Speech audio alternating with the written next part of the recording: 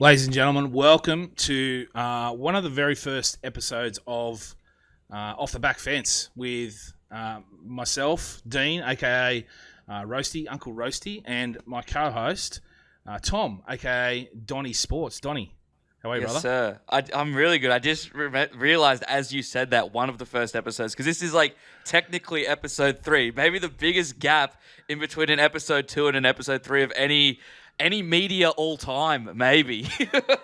I know, it was like... was that 2021, maybe? It was a long time ago, and for people that don't know, so I got in contact with Donny and was like, let's do this, and we recorded something on a Sunday night. We're going to be doing it every week. I think we did 2 episodes, and was like, man, I haven't got too much time. I need to stop it this week, but... It was crazy of us to both think, like, back then when I was with my missus, and you obviously have a wife and kids, that they're like, oh yeah, Sunday night? Yeah, that's prime time to just chat footy. After watching footy all weekend, what I might do is watch footy, talk about footy on a Sunday night. That'd be fine. No one will ever have a problem with that. I'll just go right ahead with that. Not to put my missus into it, but I'm pretty sure that was the Stern talking to after about week 2, which probably cut the end of that. So, but here we are. 2 years later, or a year and a half later, decided to jump back into it, and we're doing it in the off season, which is even weirder. The footy's just finished, and we're like, nah, let's get into some chat. But I suppose that's the whole thing about this show is it's not going to be just football. We're trying to, we're going to be talking footy, but we're also going to be talking other things, having a bit of fun. And there'll be a few different segments where Donny and I go head to head on a few things. He's born in the 90s boy, 90s boy, born in the 90s. I'm born in the 80s, a bit old school. So we're going to have a bit of clashes there when it comes to different pop culture things and 100%. Different opinions. So I think there's some fun there that we can have. But, we're just a couple of content boys that, love to bounce some stuff off each other. And we thought, there's not enough white guys starting podcast talking about sports, so we thought we'd just dive in and do our own thing. Spice it up a little bit, add a little bit of flavour to the podcast zone. And I do love that we did wait to the off season, but it is funny, like you might be, and I say this all the time whenever anyone says, oh, do you know Roasty? I'm like, yeah, he might be the busiest person I've ever met in my life. And like I reckon since that second episode, me and you have been saying, we got to do something. And we just had to wait for the dust to settle to get a clean run into next season. I had to wait for the off season to just get a clean run. I think that's what's happened here. Because like we've been talking about doing something like all year, I think. And both of us like, I was too busy with work. But now I'm up here. All I have to do is just do shows. So so why not? It's like the perfect time. But let's a little bit of background. So obviously if you're listening to this, you're a fan of either the NRL Roast or Donny Sports. So welcome.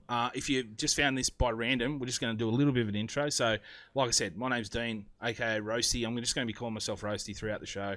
That's what people have called me.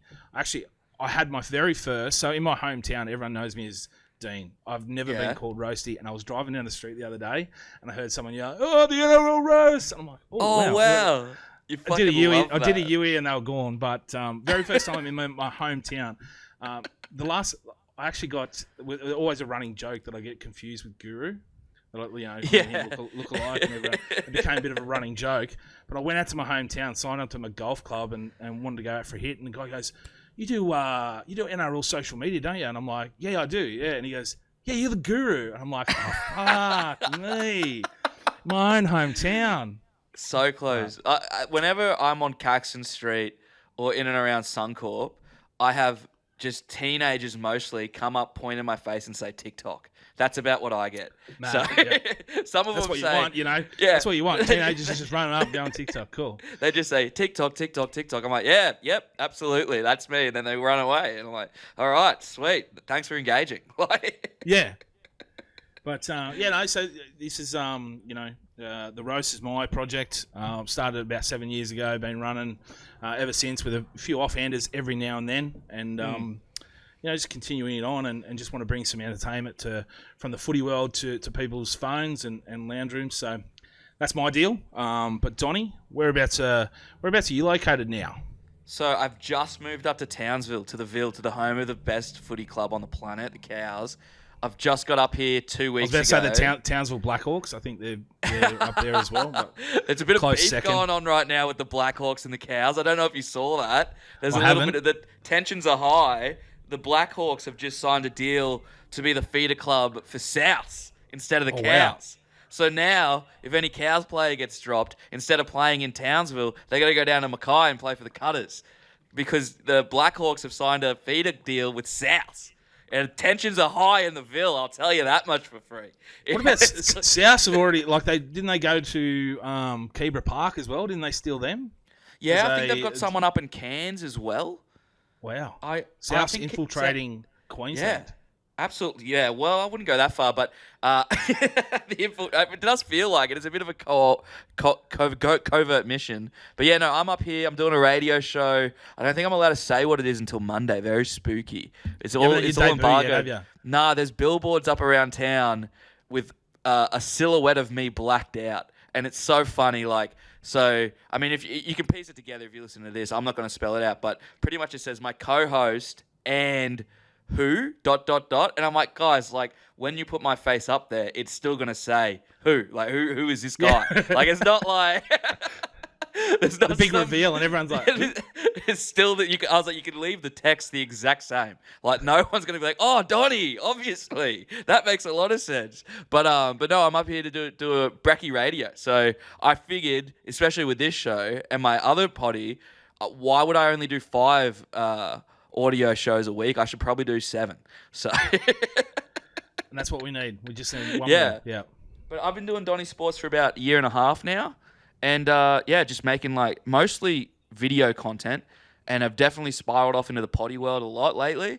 But I'm really keen to get back and just be talking footy and more sport. It's good. But yeah, that's pretty much my background. Just mainly content, and that, just like you, we're just big content boys. Just big content guys. Content boys. And you were you just before you went up to Townsville, you're doing some of the stuff with the bloody Brilliant Beers boys as well, jumping absolutely on their show, Which was good. Sadly, they fired me from the sports show. That's how the story goes. They said, I got the. They said that they fired me. It's not quite how it happened. Go through the record books and figure out who broke up with who. Talk about. But I'll tell you about firing. So one of the funniest stories I saw was if anyone doesn't know NFL, Josh McDaniel, the coach for the Las Vegas Raiders. So they got beat on Monday Night Football. They turn up for Halloween the very next day. He comes dressed as the owner of the Las Vegas Raiders. And if you know NFL and know the owner of Las Vegas, he's a funny-looking fellow. He's the one with the weird trim. Yeah. Comes dressed as him. He has a bit of a laugh, the owner. But then he orders his specific Chinese meal that he always eats to complete the look, and gives him a fortune cookie, and he cracks open the fortune cookie and it says, "You're fired." So that's how he got sacked. How much mayo's on that, I don't know, but it's a good story of a firing. So go look up the Josh McDaniel firing story and make your own judgment there. Stuff. If that really happened, brutal. That is brutal. Yeah, 100%. There was a guy once, he was playing it. He was a manager of a footy club called Torquay FC over in England. And as he was being announced in a press conference on live TV, the owner sold his 51% share in the club, and on his last act, fired him. So he was being fired during the press conference where he was being hired, and then to top it all off, the owner just absolutely mic dropped and walked out. So oh my god. That's brutal. The BBB boys didn't go as far as that. That's public embarrassment. But no, I love those boys. You spent the whole weekend with them. I was meant to be down there, but I was up here in the sunny paradise of Townsville. I had a budgie ticket. I just couldn't get down there. It was a great weekend. Thanks very much to shout out to Budgie Smuggler for sending us on a super yacht on Friday out in the Sydney Harbour. Mate, 5 hours on that. It was unlimited drinks. Everyone just in their budgies, going down a slide into the water. All the boats around us. It was phenomenal. And then the ordinary rig comp on the Saturday was I thought can't probably top the yacht on the Friday, but it was such a good day. It always is. Last year was my first year. They've done it for about 6 years, I think. And it just seems to get bigger and better every year. The crowd just get into it. By the end of it, you're in the pool and your budgies just sipping vodka lime and sodas. and just everyone around everyone's in a good mood, and it doesn't matter. Like, I always get self-conscious being a big guy, don't take your shirt off, just stay quiet. I'm like, nah, stuff it, because this is the ordinary rig. I can actually probably enter it and finish. I'm confident I could finish top 3. But yeah, it's some of those guys in their talent portions are just ridiculous. Yeah. Like Klutz, Jesus Christ! Like, I don't know if there's a person on the planet with more confidence than Klutz. Like, it's mind-boggling. Like, even just like the photos that he lets Das post of him, it's just like my favorite thing ever. Is like, if everyone else on earth had a shred of Klutz's confidence, it would be Mayhem. I'll tell you one guy who had more confidence than Klutzy that weekend, and that was Lucas from France, who played a guitar with his penis. I saw Here he is in front of hundreds of people at the Ivy Pool Bar, Dax down, playing a guitar. Like, it was a joke, but he still had his Dax down, pretending to play a guitar with his penis. The balls to do that, or the length to do that, is enormous. So I could not do that. I'm not going to get my shirt off, like I said, but mate, it's just a great weekend. The boy, everyone's into it, everyone loves it, and shout out to Budgie for putting on such a cool event. It is good, and those guys, I don't know how they fucking do it. They from Monday through to Saturday, just on the piss every night, like constantly, and it's just like, how are you guys still standing? And it comes Saturday, and then they went to the Cup. Yeah, the bloody brilliant BBB boys then drove to the Melbourne Cup. So I was meant to be on that trip, right? So I was going to get down with them on the Wednesday. I think I was going to get down to Sydney, stay with them the whole time, like vlogging and stuff, and then drive with them to Melbourne. And Das texted me this morning, because obviously I had to come up here and take this job. Das texted me this morning. He's like, you missed out on maybe the best 9 days of your life, but I don't know if I've ever been more hungover than I am right now, so I don't know how to feel.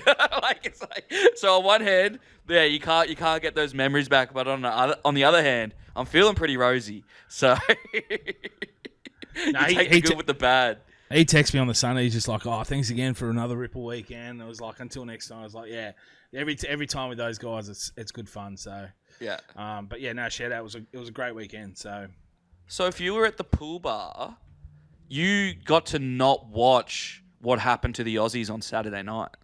No, I had it on my phone. I was checking in every now and then. Of course you did. I don't miss football.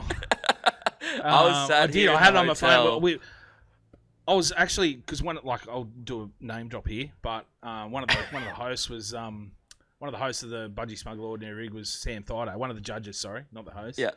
And I was lucky enough to have a chat with him. And I'm showing him like the halftime score. I'm like, have a look at this. And he's like, holy shit. And it was like 12-0.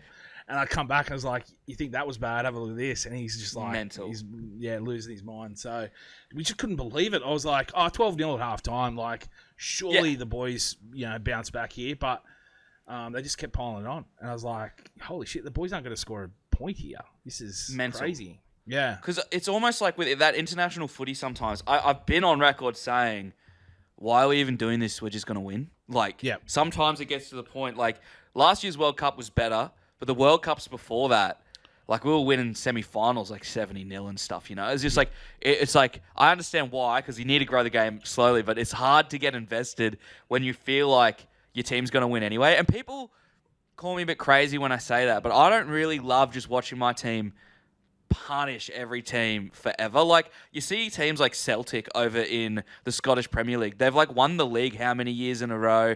Bayern Munich win like every year. I'm like, I understand that like winning is fun, but it's a bit like when it's pure dominance, how much into it can you be? And that's what it was like for a long time with Australia. Obviously, like Queensland, it never got old for me. I don't know about you, but Queensland never got quite as old. But with the Aussies, it's just, and because there's not, like, I obviously want the Aussies to win, but when we win, there's no like, gotcha. Yeah. Like when Queensland beat New South Wales, it's like, cop that. But when we beat like PNG, it's cop that for like weeks, right? It's cop that for a year. For a whole year. You still people Queensland is still talking about the 8 in a row from, it ended in 10 years ago, and they're still talking about, right? But Australia, I can't remember the last time I'm yelling and screaming or remembering an Aussie win where it's like, fuck, how good was that win?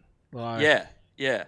And it's like, I try to get up and around it. Like, obviously during the World Cup. The World Cup last year was tough because it was actually good footy, but the time difference killed me. Yep. It's like, imagine if that cup was in Australia, how big it would have been because of the quality of footy being played. I think we have the next one, right? We do. So, again, that's probably going to be after the success of last year's, it's probably going to be like massive when it comes down here. You're going to have a lot of support for the Samoans and Tongans and things like that who did so well in that one. That it's going to be a lot bigger. But yeah, I'm with you. I get a bit of footy burnout. Like there's footy burnout. This year we didn't need like. I get the Pacific Championship was there, trying to capitalise on the success of Samoa from the World Cup. Let's put the top 2 teams with Samoa and try and capitalise on it. But we've just had a World Cup, had a long season. Yeah, we're now doing this. It was too much. I did struggle to get into it. I'm not saying that because Australia lost. Congrats to New Zealand. It was even the week for before them. when we pumped them and they lost everything in the world that they could possibly lose that weekend. We don't forget. We haven't forgotten that. When you lost absolutely every game you were in the weekend before. Yes, that's being salty and very post-Thomas, but it is hard to get up and around it because I honestly feel like the season could be shorter. Yep. I like how the NFL season is so short. In fact, I like how college football season is even shorter. Now, that's too short. 10 games is obviously not enough. But in league, it just feels like there's a lot of games that aren't critical to the season. When you have so long to turn it around, it's like kind of why I've never really got into like NBA because you got 82 games, right? And so while we do only have 27, it's not even a fair 27. You know what I mean? Like we're not part so if the schedule's going to be skewed anyway, I understand the TV money, but even if you had more wild cards in the postseason, I don't know. But the footy season I feel is like already pretty long, and then to have those players playing in a game that is kind of made up. Yeah, it is. It's made up just for TV to try and capitalise on things. Yeah, right? So yeah. And as much as the win meant big things for New Zealand, it's like, are you really going to be talking about, we won the Pacific Championship 10 years ago? Yeah. Well, you know what I was thinking, actually, because of how atrocious the Wallabies have been over the last few years. Like, we've won a Bledisloe Cup in my lifetime, I think, once. I was actually thinking how we played the Kiwis 2 weeks in a row. What if we just, hijack the Bledisloe Cup and bring it into league? Like, call it whatever you want. Call it the Wally Lewis Cup. I don't care. And we had, a 2-series game, just like the Bledisloe Cup is, where you have to win it twice to win. I feel like if you introduce something like that postseason, you could get a little bit of... Yeah, there could be some joy there, I think. If it's like an actual trophy, if it's a series type thing. But when you chuck us all into this cup, it's like, okay. Even the Anzac Test, imagine if the Anzac Test was a two game thing, like the Bledisloe Cup, and you had to win both games to win the cup. I feel like people would get around that humongously. If it's played during the season, but then again, it's too taxing. Another couple of games during the season, and then if you add it at the end of the season, it's like, do you need it every year? It's hard to fit it in. At the moment, it's even like State of Origin. It's where does that sit now? They're talking about shorting that preparation from whatever it is, 8 weeks now to 6 weeks. What if when there was a dead rubber, we have a Australia New Zealand test? No. I'll tell you what. Sorry. Flat out no. The reason being is, even as if you're a team that's down 2-0, so I'll tell you from a fan's perspective, if you're a team down 2-0, you don't want to see a 3-0 whitewash. So you're there support, you want to see that win. And you want to get a win just for the sake of, you want to celebrate something. I'll tell you, it doesn't matter. So when I went to that third game when we'd already lost the series, and that win, I was walking out I wanted to go, celebrate. I wanted to go Star City and, celebrate like I was a player. For me, as a fan of the losing series, that win was like, we stopped Queensland from getting a 3-0. That's so interesting. I mean, obviously can't relate as much because we don't normally get 2-0 down to you lot, but I don't know. Even that one win at the end is it happened recently, didn't it? It was 2019. We won game 3 and we lost the first 2. Yep.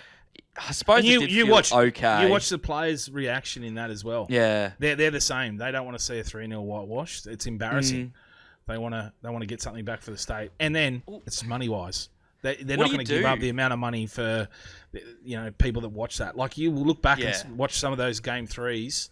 I'm not even doing the research, but I'm saying if you go back and watch the game threes that the series is already decided, the amount of people that are watching that and invested in that is still as high as, say, game one. Oh, yeah, it's a big call.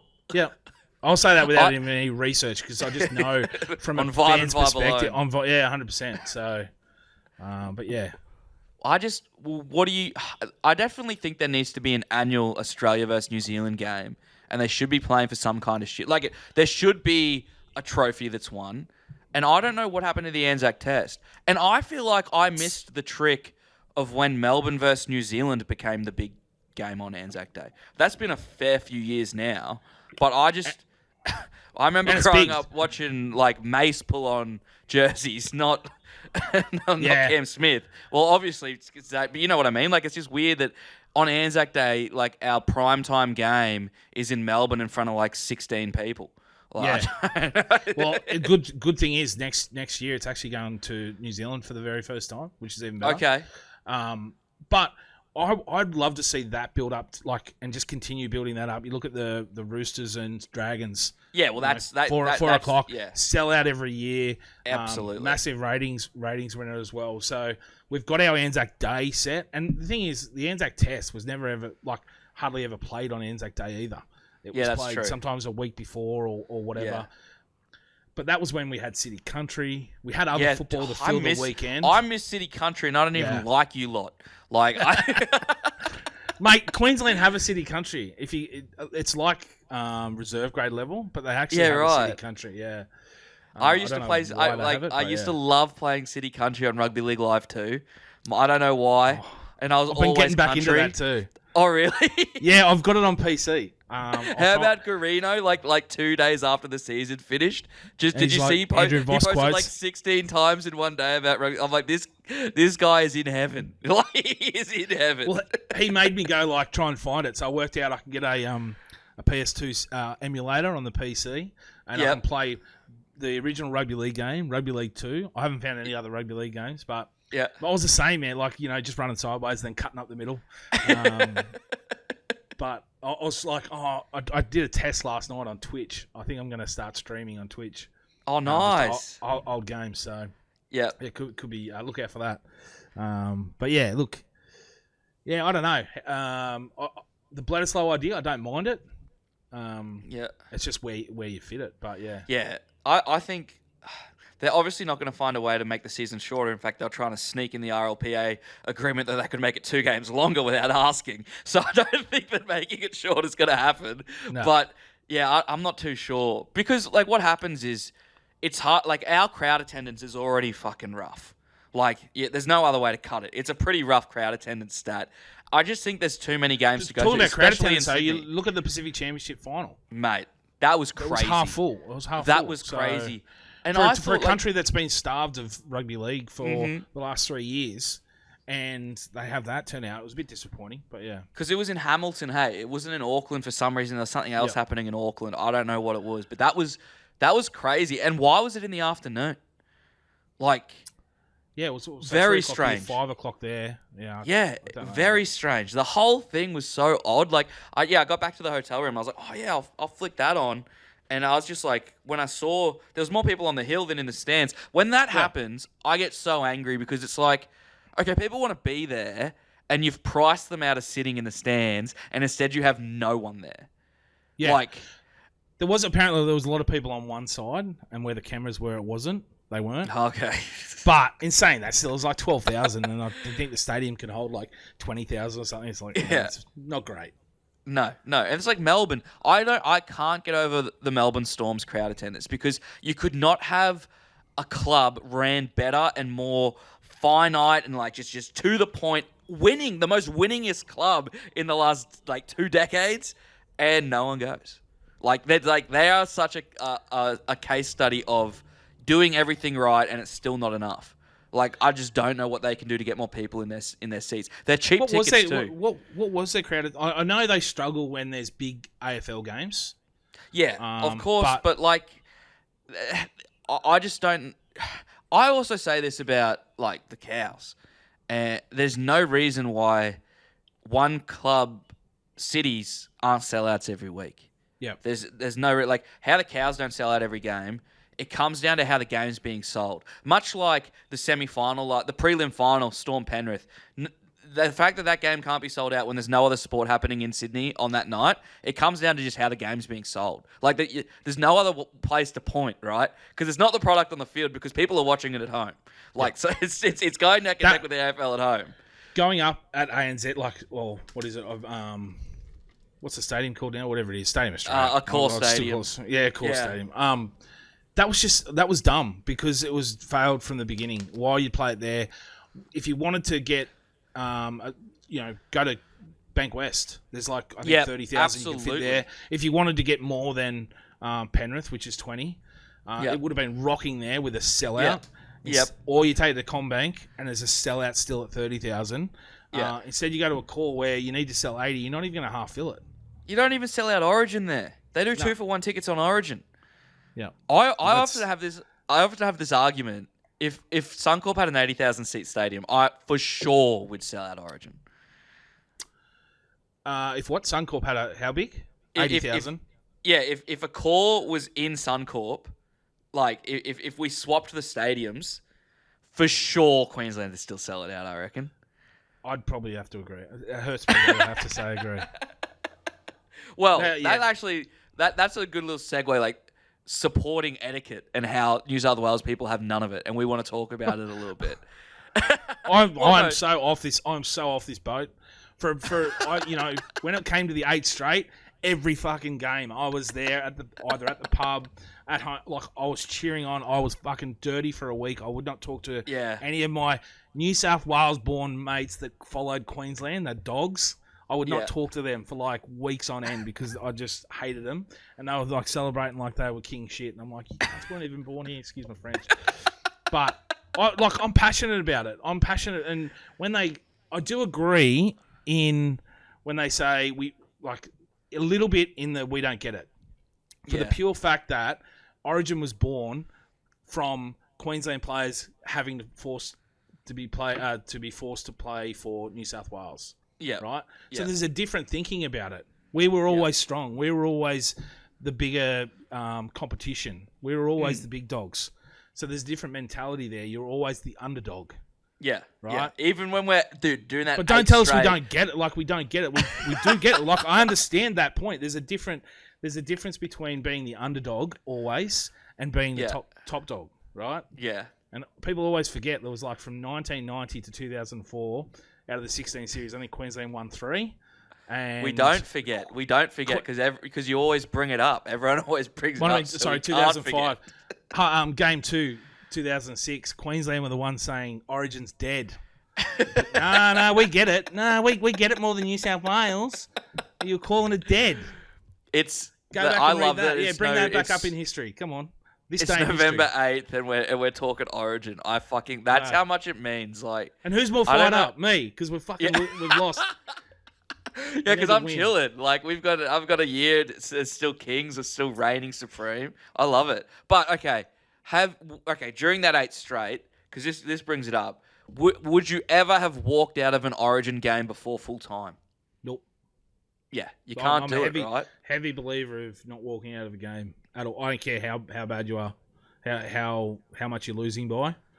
No, there's no like. So what are you gonna? So for me, what are you gonna beat the traffic? Like, you're gonna beat it by 10 minutes. I sometimes leave games at Suncorp early to beat the line at the CAC. That's what I leave Suncorp early for. But I'm quite. If you're winning, I'll say if you're winning and you're like 20 points in front, 10 minutes to go, but then you do lose that. Being from a country town, like, I can't just rock up to a game on a Saturday afternoon, right? Yeah, it's an experience for me. So I'm always traveling. I want to be at the end, sing the song, right, clap, all that sort of stuff. So, but I'll agree if your team's ahead by say 20, can't lose the game. Yeah. And you're like, yeah, let's go the CAC. Let's get on it. Yeah. Let's celebrate the win. Not to beat the traffic and go home. Yeah, I'm in agreement with that. I will. So I was very lucky, obviously, last year because with the Dolphins there and the Bronx there and Magic Round and Origin, I was at Suncorp most week. Like, I was there all the time. So I did get a bit of like, okay, I'll be here in another couple of weeks. So I can leave early. I can go back to the CAC. It didn't really matter to me. That being said, I didn't walk out when the Cows were getting thrashed by the Bronx. I didn't leave.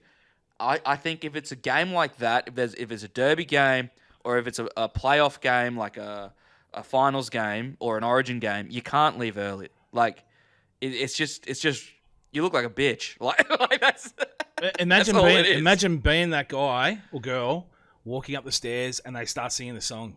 No. Oh, I can't. Imagine being that person, right? I could not handle that. No.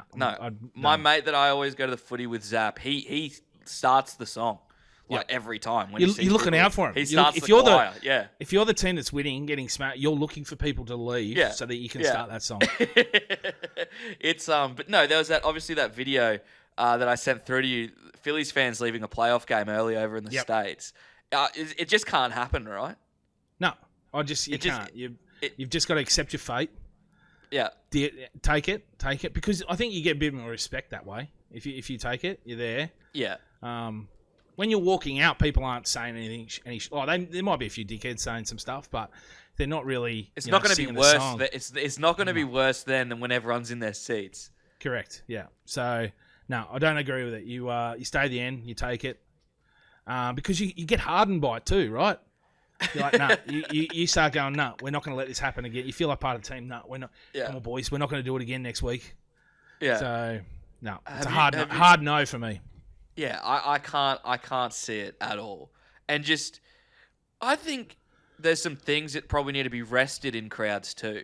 I think this is a controversial take, but I think it's time to officially rest. He's been doing it all game, sir, on the first set of 6. I think we can rest it. I think, hey, we don't have to get rid of it forever. Sure, we can bring it back in a couple of years maybe, but every single game, you're not as funny as you think you are. And your friends, they're forcing that laugh, all right? Like, we need to go to the drawing board and think of some new gear. Is there a fight night on soon? Because I think I might take you on, Donny, because we're starting to go head to head on a few controversial things straight up. Nah, mate, that is one of the funniest calls. It'll continue to be funny. No. It's a very as a dad, it's a very dad thing, right? It's like, hey, okay. Hey kid, watch this. Ready? Wait till they kick off. And it's like 10 seconds. We've been doing it all day. The kid loves it. The guy with his kid down the road, he loves it. You're the guy I'm talking about. That's sitting behind I am the guy. Yeah. You're the guy sitting behind me going, look at this fucking dickhead. But I agree. Yeah, no, look, some are a bit tired and tested, but there are times when you throw it out. I've also been on a bit of a crusade lately about the shoey. Is it time that we just rest the shoey for a bit? Wow. Just for a little bit. Just like, has it had its moment in the sun? Is it like, maybe it's had its moment in the sun slightly? No, I think... Magic Round, shoey away. Origin, shoey away. It's the big game, sure. So why those games? Why not... Because it's a party atmosphere anyway, and I'm not going to tell anyone how they can enjoy Magic Round because I'm the last person to get it to be giving out pointers. But if you're like Sharks Broncos round 17 Thursday night and you're pulling the shoey, some words. Okay, yeah, fair have enough. some words. I'll agree with that. Do you know what I also don't like is these variations of the shoey where it's like a shieldy, where they're doing it on the shield or thongy. The good thing you don't have to worry about your boys doing that one too often. But no, we don't. We did start it. Which I didn't like. I don't know. It was maybe a traditional thing. It was like you feel like you're disrespecting the shield by pouring a beer on and drinking it. But were you at that first game, Dolphins Roosters, the inaugural game? No, I was at the Dolphins Broncos game, the big one at so on that very first day when they first started handing out the budget direct fins. Oh yeah, fin, yep. So I was there when the budget direct guys showed up because we were doing stuff. We're doing promo stuff already. And I was there when the Finns got there. 20 minutes later, I was in the Caxton, and they were already doing the fucking drinking out of the Finns. 20 minutes it took. 20 minutes from when the Budget Direct van showed up to when they were drinking out of the Finns in the Cat car park. They're just animals in Queensland, mate. Like Britain. Gotta love us Aussies, right? Just give us a vessel and we'll drink out of it. But I don't mind that because that was like a novelty thing, right? Where it's like, yeah, this is a bit of fun. It's something new, something different. It was to celebrate the Dolphins in the comp, all that sort of stuff. But yeah, I'll accept that as a variation when it comes to things like that. But where it's like, let's get Donny's hat and do a hattie. It's like, nah, I'm pretty good, thanks, bro. I've never done a shoey ever. I've never done one. Really? I've done one. It's hard. I bet it is. I bet it tastes like shit too. No. It tastes because it doesn't have time to soak in or anything like that. But I remember seeing Bam Bam. He did one where someone put hot sauce in it. Oh wow! And he hit it straight away, and he's like, "Oh shit!" He knew straight away it hit him. But fucking hell. Where they spit in it, like all that sort of stuff. Bro, that's huge. I suppose it's just prank Bam Bam Tuivasa. He's like on my list of like he's on the other end of the spectrum of people that I'm gonna like fuck with a little bit. Yeah. Well, actually, I was lucky enough. I got to interview him at the UFC, and I had a can there with my shoe ready to go. I was like, I want to do one with you, and he goes, I can't. I'm fighting. I'm like, no. I didn't want to do one. I just wanted to do one in front of you. And then by that time, he's already walked away. Like, who the fuck's this idiot? But yeah, but I was so nervous because I'm in this hotel. There's other people filming like main event and all these big guns, and I'm like, here I am thinking about doing a shoey right in front of everyone, like spilling it down my front, all on the hotel floor. And I'm like, yeah, this is probably not the best idea. And the pressure of actually trying to do it in camera. Yeah, without spilling it everywhere. It's like you need to really find a good shoe. You can't just like rock up with any. It needs to be like an Air Force One, a new crispy Air Force One or something. Well, it was a Nike. It wasn't Air Force One. It was just like a lower one. I forget what. Like a Dunlop volley is not going to do the job there. Maybe the first question we ask everyone is, what's the perfect vessel? What's the perfect shoe to do a shoey out of? Because you see those blokes that just pour it off their thong? Rank. Yeah, 100%. Not up for that with your toe jam. Disgusting. Disgusting. But yeah, let us know. Like, what is the perfect vessel? What's the perfect shoe to do a shoey out of? And send us some examples of some rank shoes. I want to see like an RM Williams boot. I want to see footy. Footy boots are pretty iconic. If you just won man of the match in the grand final, you're doing a footy boot, right? Yeah. That one that you've worn for the last 10 years and it's been through the wars, but it's probably got 3 holes in it. But yeah, mate, what do we want to go and do next? We talked a lot of footy, and we said we weren't going to be a footy show, but we do have a little bit more. Pre-season. Well, I'll throw it to you for this one. I just wanted to touch on this. I saw the Cows running up Castle Hill, or Castle Mountain, depending on who you ask, but Castle Hill. Yesterday they started pre-season training. First cabs off the rank were the Cows. I think they're tied with the Finns to be the first team back. That's just your Queensland spirit ticking over. Nothing new to see there. But I got back early, and I had to go and look at like the schedules for when everyone else is going back to work. And the Newcastle Knights don't get back until, I believe, the 26th of November. The 24th of November, they get back to work, which is a Friday. Could you imagine telling a bunch of footy players pre-season starts on a Friday? That's where we get back to work. In late November.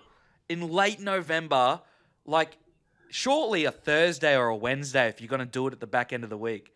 To come back for one day, it's insanity. It's insanity. It is insanity. I'll tell you the only benefit of that, those beers on Friday night are going to taste so much sweeter. Do you reckon that they'll even have the energy? Because maybe not, but that's why maybe the Knights of Friday because they're going to kick their ass and they need 2 days to recover after day one.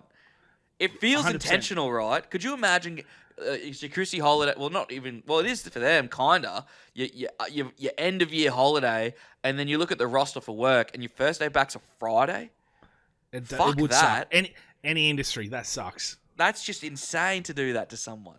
Yeah. Like, just you're ruining my weekend. You think it's early start too? It'll be like 6 o'clock runs up the hills, up the sand. Yeah. Down the beach. Yeah. How many days do you reckon you would last in a preseason? How many hours do you reckon you'd last in a preseason?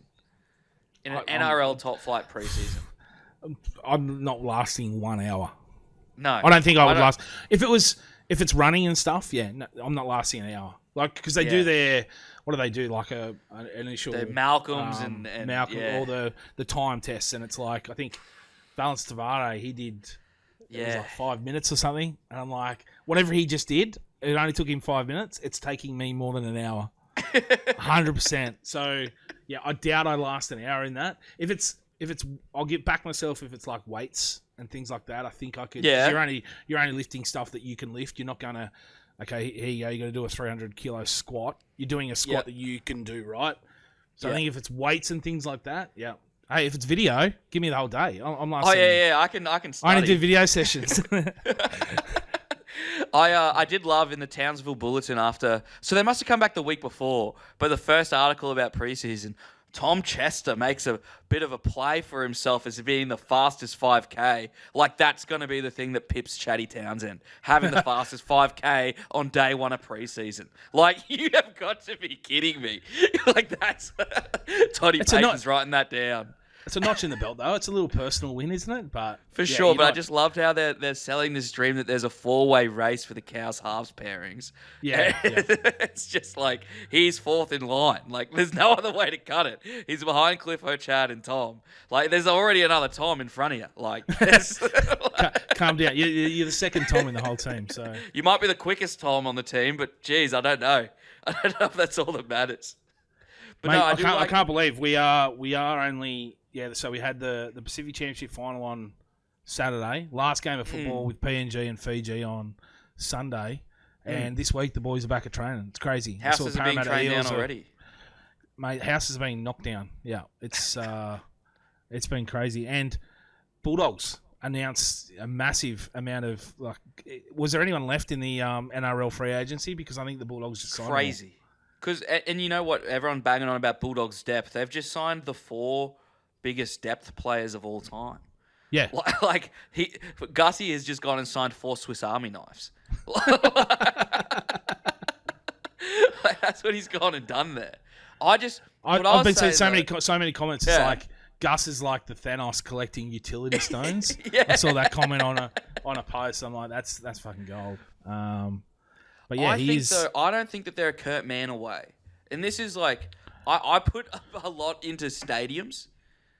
I want to see them play more games at Belmore. That's the signature I think that he should be getting. He should be running after, however you sign a more full-time contract with the Belmore Sports Ground. That's what I want to see. So I've got some numbers here actually to back up this claim, right? Stats.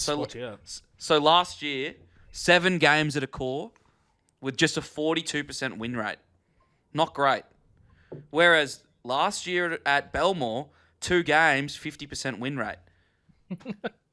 Say no more. Do I need to... How much further into these numbers do we need to go? You are looking at an 8% increase on your total wins for the season off the rip if you go full-time at Belmore. Look, I don't know what else to say. Mate, if you're looking for anyone to boost this team from, what was it, 16th this year to... top 8 potential. It's Donny Sports with those sort of stats. Well, imagine the video sessions me and you could run. Honestly. Imagine us running a video session. Boys, it's just memes. It's just your memes for the first hour on Monday. Look, Josh Adaka, you fell over here. How funny was that? 2,000 likes on that. That's pretty good. And we've got 10 minutes of Gus doing funny stuff. Here we go. Just to get the boys in good spirits, good morale around the club. I like that. Mention that. Just a full video session on memes. So, all right, boys, you've got an hour with Donny Sports and Roasty. Here we go. Well, that's what Toddy Payton did. So when the Tigers pumped the Cows last year, and I only vaguely remember it because I've pretty much erased it from my mind. Whatever it was, 62-10, I believe. Toddy Payton, they were playing the Tigers 4 weeks later. That week of the game, cut out the scoreline and posted it all around the training ground. Everywhere was that scoreline. And then obviously the Cows came out and just fucking battered them. Maybe Gussie needs to hit you up, get all the memes that you've made about the doggies, and put that all around the wants to use inspiration, go for it. Just go get all the memes and put them around. I'll log him into a Dropbox for me and just keep him dropping him in there every week. But do you reckon there's anything in that in moving more full time to Belmore and having like imagine if the Panthers were playing at a core 7 times a year and at Penrith Stadium only twice? Are they the same team? I hate a core, right? I hate a core with a passion because everyone does. You'll send any regular NRL game out there, get 10,000 people, and it just looks shithouse. I actually, my theory is every single game that's played at a core and put on national TV actively hurts the NRL. Yep. Because if you're channel surfing and you turn on that game and you can see nothing but blue seats, you're like, oh, nobody likes NRL. Yeah, 100%. And then you flick one channel to the MCG, there's 100,000 people there. Yeah. I'm just looking up this Belmore. So it can fit 19,000. So, and every time they go there, I would almost guarantee they would get either close to a sellout, even if, no matter where they're traveling. If they're traveling, yeah, absolutely, last, second, like in the bottom 4 or the top 4, that's a sellout every week.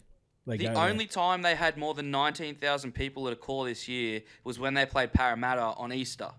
Move that to CommBank, play that at CommBank, and you can play the rest of the games at Belmore, or keep it at a core. But even 30,000 people at a core looks dumb. It looks silly. If you do that Easter game and send it to, how many did they get there at a core? Like, do you sort of remember? Was it like close to 40,000 or? It was 33,000 for the Easter game. Yeah. So CommBank is 30. It's either 30 or 35. So you're selling that out if you don't do it there. Do it there every year and split. So this year it's Eels home game. Next year it's the Bulldogs home game. Do what the Dragons and Roosters do at Allianz and just swap it around every year. So sell it every year, and it just looks so much better. And the atmosphere. Imagine you've been to games. I've been to games out of the core where there's 40,000. I've been to games when there's 10,000, and it just feels the same. Whereas if you go to even a half full CommBank or half full Allianz is so much better. It's absolutely unbelievable. So yeah, look, I agree. Yeah, send them all to Belmore. Just start up. You just play all the home games there. But I know they've got an agreement. They get paid a lot of money. But it's like maybe you sacrifice that to take that 50% winning rate at Belmore in 2022. Imagine you win 50% of your home games. But I guarantee that they'd win because everyone turns up. I know they do the back to Belmore games, but it's like imagine being back to Belmore every game. It'd be massive. If it's a legit fortress, it would not die off. It would not die off. The novelty of back to Belmore. It would become their home ground, and everyone would turn up. Absolutely, and not 20,000 is enough for an NRL team, which pains me to say it, but it is, and it looks less embarrassing. Yes, 100%. Mate, let's move on to talk a fair bit of footy.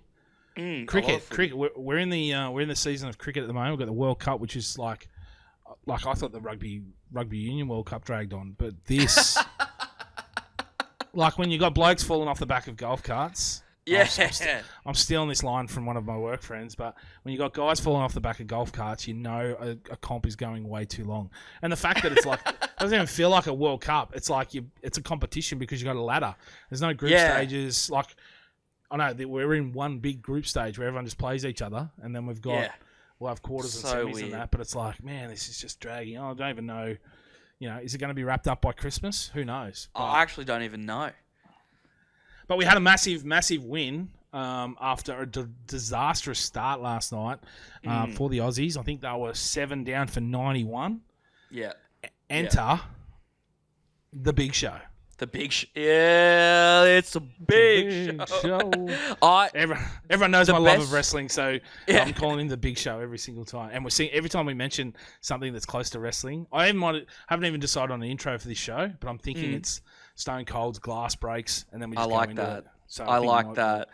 Hopefully, if you're listening to this, you're already going, yeah, he already did that at the start. But, I heard a lot of people saying, where does this rank in Australian sporting moments all time? Getting the 201 runs on one leg, the 6 to win the game. I think it ranks highly. However, the commentary of it might, and he's not even an Aussie commentating it, slips into top 5. English. Slips into top 5. The call on that was like almost as good as when City won the league. Like it was It was the final day stuff. My blank stare. I'm not a soccer follower, so I don't know what you're talking about. But yeah. Well, I'm assuming that's good. You know, Aguero from Martin Tyler. That stuff. Like, it was biblical, that call. It was so good. And when you have a good call like that, that all of a sudden makes the moment that much better because the replayability and highlight reels and everything now stands the test of time. Like, you see, like, some hectic moments. It gets shared around regardless of what sport you watch. Yep. People will share that around because of the call. I always stop. If I hear someone scored a big goal in soccer, you always hear the Spanish announcers, and they go, now with the Spanish commentary or you know, whatever other nationalities do commentary, it's always so fun to hear them describe this goal. Yeah. And it's like, you know, they're going, oh, goal, whatever it is. And you're like, I know that's very simple, but it's a massive moment. You get caught up, you go, holy, the way they're talking about it, it's like, oh, this is massive. You've got to stop and listen to it. Yeah, absolutely. I massive moment. I'm not even the biggest cricket nuffy out there. I'll tell you that for free. But when I was hearing back the commentary, how could you not feel patriotic? And then when you watch him back, like hobbling on the one leg, insane. Like insane, having to fall over because of the cramps, just mayhem. I was listening to talk about it, like when he pulled up because his right hammy was seizing up. When he pulled up, then his left started seizing up, so he fell down to the ground. And as he's falling down, he goes, my back started spasming. Yeah. And it's just like you see him struggling, and it's just like, oh man. Like I've had calf cramps. Everyone's had cramps, right? You've had calf cramps that you go, oh, that's bad. Like you've had a hot, like, you know, in summer especially, you've been out in the drink all day and you go to bed and you wake up with your calf cramp and you've got to jump out of bed with a hangover trying to calm this thing. It's like, no, I think Glenn Maxwell just went through a lot worse than what I've ever been through. But yeah.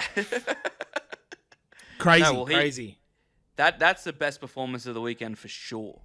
That is, and leads us into what we're going to do every week. We're coming off the back fence, someone that, you know, carries the ball with no thought, just runs it straight. Someone that just puts others on their back as well, and just does it for their teammates. And our first back fencer of the week is Glenn Maxwell. Congratulations! And it's big, it's huge, it's inaugural. It's inaugural, so it's going to be one of those things that you can think about forever. You tell your kids about that. That's a big award because it's not just obviously getting that weekly award's big, but you know, it's the inaugural one. So I know that he's probably celebrating the win last night, but this win probably equally celebrated around the locker room. You'd have to imagine. I think I'm not sure what the time he'd be awake around now. Obviously, it's probably middle of the day, but we'll try and get in contact with him and see what his thoughts are. We might DM him on Instagram, just let him know. But sure, get one of the we'll get about a 10-minute camera on him when he gets the news. 10-minute speech back. We'll get a little trophy made up for him. But yeah, he automatically gets an invite to the end of year back fencer of the year awards. So yeah, I like that. Congratulations, Glenn Maxwell. One fence paling over to India. That could be the trophy on a little base, just one little bit of fence. But you're talking about like the commentary, and I think. One thing I've always had, like, I don't know if I should start my own little segment where it's like Roasty's rant of the week or what really grinds my gears. We've lost that in NRL. We've lost that. We don't have many. You look back at some of the biggest moments. You go back and have a look at the biggest moments, the biggest hits, the biggest tries, all that. You sort of have to go back to Rabs's 2015 call of, well, you would have been a fan of that one. I'm well versed Jonathan in Thurston's kick, right? But I always look for commentary on big hits. You know, when I see a security guard or something doing a massive hit in their baseball, and I'm like, oh, I'll go find a clip of someone making a massive tackle and get the commentary. Apart from you got to go back 5-6 years. You got Tafua's hit on Munster is like the last one that we can remember. Yeah. Like apart from that, it's like and like, you know, okay, that's cool. Like actually describe it, give it a bit of nous. Like I just think we're missing that in rugby league, and we're missing.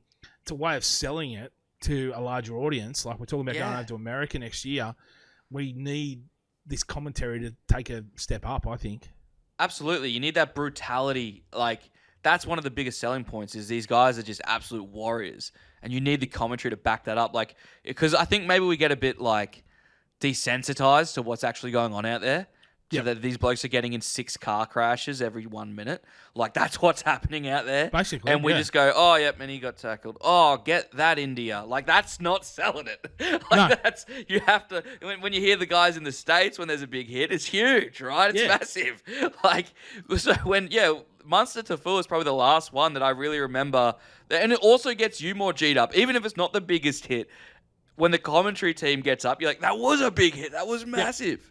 If they sell, like, even to general rugby league fans, you're going to sell it to them. Like, you're going to get them more invested. You're going to get people sharing it on social more. You're going to get people talking about it a lot more. Like, yeah. So, just, look, I know I can't talk for the life of me. I can't. If you put me in a commentary position, I would stutter. I would not know what to say. So I'm not telling you how to do your job, but I'm just saying, from a fan's perspective, can we get a bit more oomph? Well, no. Is there a spot for you in the commentary box that's like just solely on hit watch? Just solely on hit watch. Like, that might be your role. Maybe I'll have just some pre lines ready. You know. Yeah. And doesn't matter what the hit is. You just have them ready to go. Maybe that's the role of you in the commentary box. I just get the tap on the shoulder. I'm just looking at this sheet on the ground. I'm not even looking at the play. They just hit me on the shoulder and I just go bang into it. Oh, he's hitting big. Oh, I can't do it right now. I'm putting on the spot. That's why I need pre lines. You put me on the spot. I need pre lines. But if you gave me some say he's poleaxed him. Yeah. 6 ways of Sunday. But yeah, I think just, like I said, I'm not a pro, but maybe just a little bit more oomph in the commentary. Let's sell the game. Yeah. How hard, boys? Come on, mate. We're talking about different things at games. What's you brought up earlier, etiquette in leaving and things like that. Yeah. I saw Matthew McConaughey.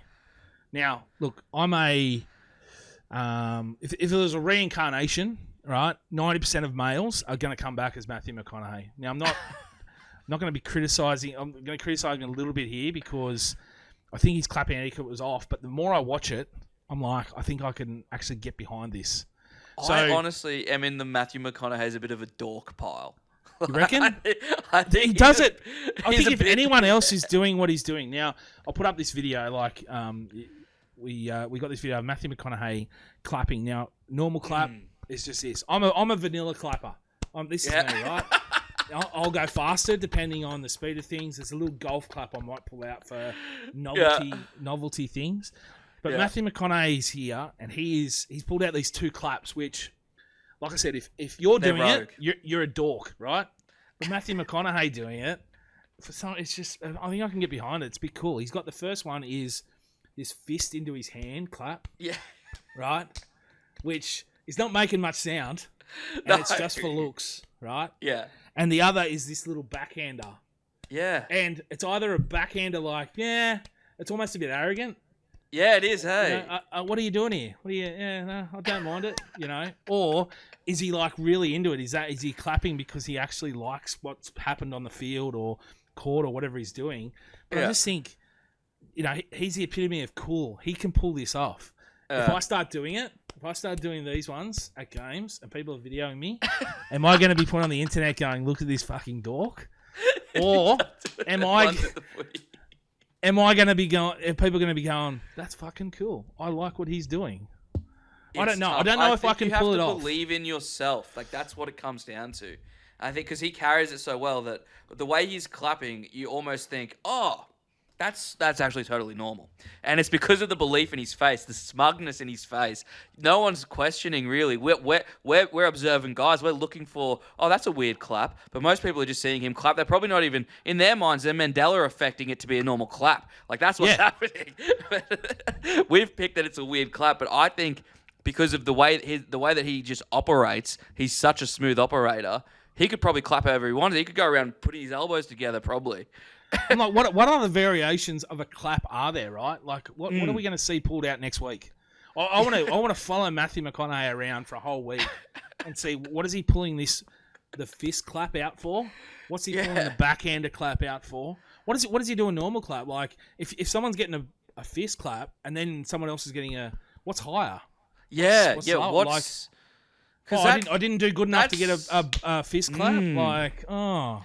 Yeah, I wonder how he does scale it. There has to be Yeah. a scale. You know in his head there's a scale. What's the Matthew If you've McConaughey got 3 clap different types scale? of clap, if you're someone that operates in a world where you have 3 different claps, you're someone that knows what each clap's for. Each clap has a purpose, right? So it would be interesting to see how he ranks things. Correct. Now, so another question we're just going to ask the listeners. Is this sort of clapping, the fist clap and the backhanded clap, are they acceptable to use, and when would you use them?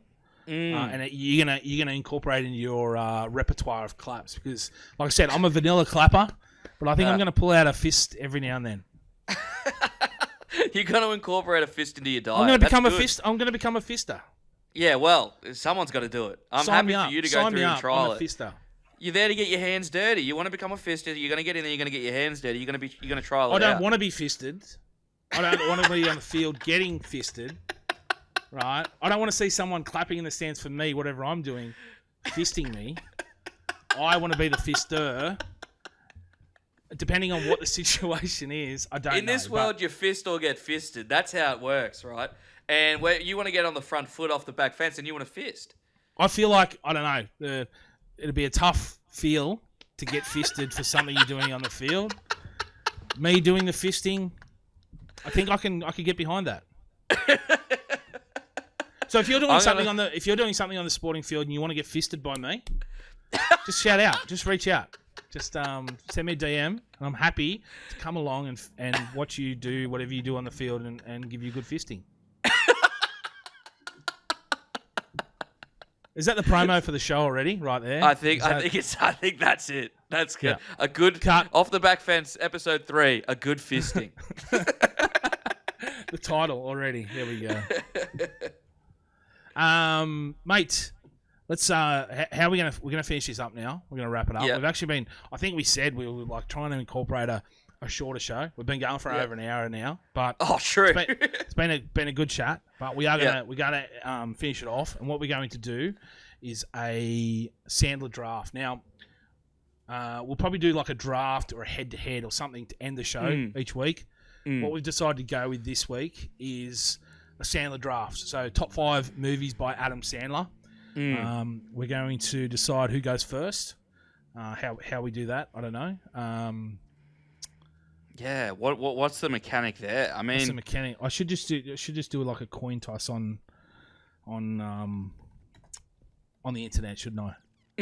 Yeah, you can call it too. Virtual I'll coin let you flip. call it. Here we go. And I'll be honest here. Obviously, you can't see it. I didn't even think for a second that you wouldn't have been being honest until you said that you were going Until to. you said it, yeah. But here we are. So it's we can colour the coin. You can choose the colour of the coin. We've got orange, purple, blue, or green. I'll go green. All right, there we go. It really doesn't make a difference because we're not showing it. But it's currently on heads. I'll let you call since I hosted the show, the very first one. Okay. I'll let you call it in the air. Okay. Go. Tails. It was heads. Okay. So I'm That's going to fine. take the first pick. I'll take the first pick. All right. So Sandler draft. We'll do our top 5 movies from Adam Sandler's career. I'm going to start it. Look, I'm sorry, but there's no other one that you should be picking of Adam Sandler's career than Happy Gilmore. Yeah. It is, yeah. It's his GOAT movie. It's so It rewatchable. Every time it comes on, I tell the missus, sorry, you're not watching anything else. I'm watching Happy Gilmore. Whether it's I have to watch it through. It's so funny. You're watching movies and you're like, if it's on Channel 9, you have to watch ads. You could easily just go to Netflix and watch it without ads. You're like, no, I'll sit here. I've got to watch it because I'm happy to wait. It's watching now. Like it's on now. It's happening in real life. But yeah, for me, Happy Gilmore, it is like I said, it's his GOAT movie. Number one. Yeah, that is a good one. I think 2 picks itself as well. It's very easy. It's Billy Madison, right? In it too. Billy Madison off the rip. Like if there's an argument that it could be approaching GOAT status. Definitely on the Mount Rushmore, but I think Billy Madison definitely my first pick. I have no qualms with that at all. Nah, that's a good one. That was like his breakout film too, and it still holds up. So one of the great cameos from Chris Farley as the bus driver. Yeah, so, absolutely. Mate, another one of his 90s run of quotable movies is I'm going to stick with the sports theme here. Waterboy. Yeah, jeez, that's tough. Yeah. Yeah, that's Sticks up still to this day. He again, we talked about The Big Show. He's in it. Yeah. Great cameo from him, and Henry Winkler in one of, I think, like probably his best performance since the Fonz as the coach, and yeah, just so good. Again, rewatchable to if it's coming Gilmore on tonight, and the I'm Waterboy kicking is everyone very out. good. Gilmore and the Waterboy It's a good is one very too. good. It's a good one too. See, I'm left. I feel like I know what your 3 is, and it's whatever. I think there's 2 here, and if I don't take one of them, you take the other. No, I don't. No, I can do it. This is showing my age a little bit. I'm gonna take The Longest Yard. Yep. Yeah, I'm gonna take The Longest Yard there. I think. What a movie! What a flick! It has a bit of heart in the end there, unlike some of his 90s. It has a bit of heart there in the end. It does. I'll take The Longest Yard. I think that's gun. I really like that movie. For a comedy, it's actually got some sad moments in it too. It absolutely does. Yeah, and when Taker gets killed, like he we're not ruining it for anyone. It's been out for 20 years. So. Yeah, I don't know if there's a spoiler alert on The Longest Yard. No, I think I give movies less than a year before I start spoiling it for everyone. Yeah, but yeah. Actually, look, I had that at 7. I had that down my list. Oh wow! Only because when it comes to sports movies, I had my big 2. Yeah. And then for me, there was a fair few in between. Not saying it's bad, because I don't think Adam Sandler has a very rare bad movie. But I'm not a huge fan of remakes either. I think that's probably what pushed it down a little bit. That's fair. But the wrestling guys in it, that brought it back up. There's Stone Cold's in it, Kevin Nash. Isn't the great Carl Lee in it? The great Carl Lee in it, yeah. There's Bill Goldberg. Carl Lee. It has got some of the greatest of 90s and 2000s wrestlers in it, so they did boost it up. But okay, number 3 for me. I'm getting away from sports now. I thought this blended his comedy with some of his drama, and he pulls it off, and that's The Wedding Singer. Oh, that's very good. Singer. Yeah. That is very, very good. I thought there's so many great little pop-ups. Like, it's a great performance from Sandler, but there's so many good pop-ups there. Steve Buscemi in it, Billy Idol, not Cameron Diaz. Oh my God, her name's gone from me. She's in all the movies. No. Isla Fisher? No. I've done a. Here we go. I've got to find it out. It's bugging me now. She's in all these movies. Not all these movies. Drew Barrymore. Oh, yeah. 50 First Dates, Yeah. I'll tell you one thing Adam Sandler does well is cast very visibly attractive to be women his wife as his wife, right? There's like this great meme that goes around, and it's like Adam Sandler in his movies, he's wearing baggy pants, baggy shirts, all this sort of stuff. And then the women that he does, and it's like, Drew Barrymore, Jennifer Aniston. Salma Hayek. Oh my God. She's like 50, and it's like. But yeah, so that's my 3rd, Wedding Singer, mate. Okay, I'm gonna. Jesus, I feel like going rogue, but I feel like I got some more time to pick up a rogue one. I'm gonna take Big Daddy. Yep, good shot. Yeah, Big Daddy, still in that '90s run. What a run of films, my God. But I think I saw someone. It was like they compared like Jim Carrey in the 90s, Adam Sandler in the 90s. There might have been someone else, but it was like their runs were the same as like Michael Jordan in the 90s. Yeah. And they were. They were so good. But yeah, no, Big Daddy. Yeah. Classic. Yeah. Classic. Again, Steve Buscemi. Not Steve Buscemi. Who's the... I'm struggling now for names. Too many wines tonight. The guy that delivers the food for him. Oh yeah, dude. I'm actually the worst with names. The absolute worst. But we're gonna get blasted here. Rob Schneider. Yeah. Rob Schneider. Yeah. Oh yeah, who's in every single one of them? Yeah. Do you know? There's a little fun fact. So, Adam Sandler. He started Happy Madison, which is Happy Gilmore, Billy Madison, obviously, the production company, but he hires all these friends. So Rob Schneider, Steve Buscemi, all that sort of stuff, as his entourage or as employees. So when he does a movie through his company, they all come in and they all make money from his movie. So he's always looking after his entourage, which is crazy. Yeah. Mental. What a guy. Great thinking too. Like, got to look after the boys. Yeah, and then they'll always look after you, right? But Yep. I think, I'm interested to see what you take it for now. Yeah, well, look, I've got a couple here, and I'm like, I don't know which.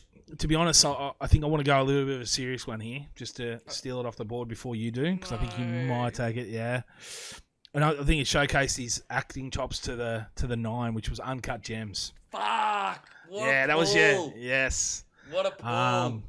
Again, just like taken away from his comedy. There's still very Sandler-esque moments in it, but the whole story behind it, the way it blends in real life, and literally tense the whole time. I was tense the whole time. Both of us are betting boys, right? And you see him, you've been in his shoes, not to the point of $1 million bets, obviously. Yeah. But like sometimes you're riding a $10 bet and you're feeling the same emotions that he's feeling. So yeah, absolutely. I loved it when it came out. Again, like rewatchable, very rewatchable. Yeah, absolutely. You need. I think a lot of his are. So yeah, number 4. I think it's a steal there for me. Okay, well then I have to jump in and take Grown Ups. Grown Ups has to happen. I knew I should have taken Uncut Gems, but I think Grown Ups might. I love Grown Ups because I grew up watching all those guys, and they're just clearly cashing a check. Like it's just such a fun fucking movie. I'll always watch Grown Ups. Like I don't know how many times I've watched it. You can watch it with the missus. You can watch it with the family. Like in every situation. And Sunday Arvo, Friday night, whatever it is. Yeah. That's like the type of film too where people like start to get like. That's when the Sandler hate really started, saying he makes shit movies. But fuck you all. Grown Ups has a special place in my heart. It's got some great cliches in it. I love it.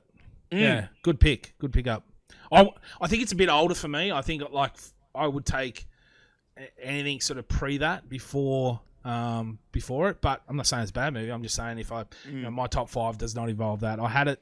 I didn't even have it on my top 10. So I had a draft wild. of 10. So, but yeah, I'll go through a few others. But got to get my last pick in here. And I honestly don't think you would have this anywhere near it. But for me, it's, I don't know, when I was watching a lot of his 90s, it came along, and I think it's a bit underrated. I think I'll push everyone who's listening to this to go back and watch it. I think you'll find it's fucking hilarious, and that is Bulletproof. Okay. Yeah, look, I'll say that, and a lot of people go, what? Doesn't even know that it's there. That doesn't even register for me. Bulletproof. Yeah, so him with Damon Wayans. Okay. The famous Wayans brothers. He plays a crook, and Damon Wayans plays an undercover cop who betrays him, and then they go on the run, and he has to try and keep him alive to testify against someone, and he's got all the knowledge. That came out the year I was born. Yeah, there you go. That's probably why you haven't seen it. But I still say to this day, it has the greatest line in cinema history, which is they're locked in a hotel room for the night. They're on the run. They're in a hotel room, and Dane Wayne's character walks in. He's watching, Adam Sandler's on the bed watching porn, and he goes, "This is a 70s porn. You know how I can tell? This guy's dick has sideburns." For me, it's the greatest line in cinema history is that one right there by Adam Sandler. So yeah, look, I knew I'd leave that to last because I didn't think you'd take it at all. But yeah, that's my number 5. I'm very tempted for. Go back and watch it. Go back and watch it. It's. I might watch that tonight. Good watch. I'm very tempted right now to make my 5 grown-ups too. Don't get me wrong, it's very tempting. It's very tempting just to do that. Really? Would you do that? But I think one's enough. I think I'm gonna take. I think I'm gonna take anger management. Oh really? Anger management. I think I'll take anger management. Yeah. That scene on the plane, fucking hell. Like, just so good. Just so good. The initial one where, like, he touches that, like, oh, excuse me, just want some headphones. Yeah. Sir, don't touch me. Like, yeah. I think that's stop being so aggressive. I think your list has, like, some very heavy hitters, though. Like, Billy Madison into The Waterboy is fucked. That's a fucked 1-2 punch. No, Happy Gilmore. You took Happy Billy Gilmore. Madison. Sorry, not Billy Madison. Happy Gilmore into Waterboy. Yeah, it's a good one too. It's huge. And then, Mixing it up. Think about the ones we've left on the board though. Don't mess with the Zohan. That can stay on the list. Hustle, you don't like it? How good? You don't like it? No, the Zohan movie was. Might as well be picking Jack and Jill. Like. I'm not with you there. I don't mind it. I watched it again. It was like I felt it lived up. But have you seen Murder Mystery? Yes, didn't rate It's it. actually so good. I thought. Really? I thought it was actually so good. That shows how fucking my taste in movies are, I guess. Here you go though. So you go his 90s run. So like he was in a few minor roles before Billy Madison, probably his big one though, right? So he had Billy Madison, Happy Gilmore, Bulletproof, The Wedding Singer, The Waterboy, Big Daddy, Little Nicky. And then did you like Little Nicky? Yeah, I didn't mind it. Wow. For the reason that it was, you knew it was silly going into it. See, another one I like is Mr. Deeds. Yeah, Mr. Deeds. That was close to getting up there. I think it's just a good fun watch. It's not you're not watching these going, oh, they're Oscar-winning performances. Yeah, we're making that very clear before we start watching them. But they're just these are ones that you, like we said, you watch on a Sunday afternoon, a Friday night, whatever. You can mix it up. But yeah, he had a crazy 90s, early 2000s run. But yeah, look, that's our list. So we'll put them up. We'll do some social graphics with them all. Yeah, with absolutely. Let us know who won. Who wins the inaugural draft between Roasty and Donny, Adam Sandler movies. It's tough. When I think it's close, that normally means I've just got wiped. So. And do you know the worst thing? And when it comes to like, I'm going to brag here because my audience is bigger than yours on social media. When it does come to Instagram and Facebook, you're like, people are pointing you out on TikTok. Like teenagers are coming up to you on TikTok, right? I've got nothing on TikTok compared to you. So it depends on what the audience is, right? Yeah. But I think, if I post up on my story, people are going to vote for me. Yeah, absolutely. Absolutely. But I hope that they don't. I hope they just look at it and actually go, who won? Who won this draft? They stay non-biased. And hopefully. And I feel like Sandler deserves that kind of approach. You have to stay unbiased with such a delicate and serious topic. Yes, 100%. What we do next week, whether it's movies, music, maybe we just go head to head on certain. I love soundtracks of. I actually come up with found one of probably the best soundtrack of the 90s. Okay. And I'm thinking maybe you could find one and we go head to head, or even just find out, like, put it up as a poll. Who wins? Yeah, I like that a lot. But there's plenty of movie stuff. Will Ferrell. We're going to do a Will Ferrell one. Oh, we'll do a Ferrell draft. movies are just, yeah. Mate, definitely. Honestly, wanted to start a Will Ferrell. We watched. I would go to a mate's house and even when I was married, and fall asleep and just stay at his house almost every single weekend because we just sit up there and watch like back-to-back Will Ferrell movies and just sit there and quote him all night. But he's a legend. But yeah, look, even if you've got a suggestion, let us know. Send us a DM, say, hey, you and Donny should go head-to-head on this. Remembering, I'm born in the 80s, he's born in the 90s, so my taste in anything, pop culture, is a lot better. But yeah. Huge call. But just remember that. So, mate, Donny, it's been a pleasure. The third episode, whatever it is. Yeah. Let's just call it. I think we just call it the first. Let's start it fresh. I think it's fair. I think it's fair. I think there's a statute of limitations on episode 3. 100%. Mate, it's been a pleasure. Absolutely. And can't wait to catch up again next week. Hope you guys have had fun listening. And you got any parting words there, Donny? Do you want to end it? I started it. You want to end it? Yeah. Well, just do us a favor. Get around. If you like the pod, share it with one friend. Thank you very much for having us in your ear holes for the last however long we've been going. And I can't wait to see you all next week. Oh, that was lovely, right? Can't top that. So lovely. That was beautiful. Beautiful. I shouldn't have spoken because it was so beautiful. We should have ended it. Even though I can go back and edit and end it when you finish, I don't think I will. I should have, but I won't. But I might end it right now. Thank you.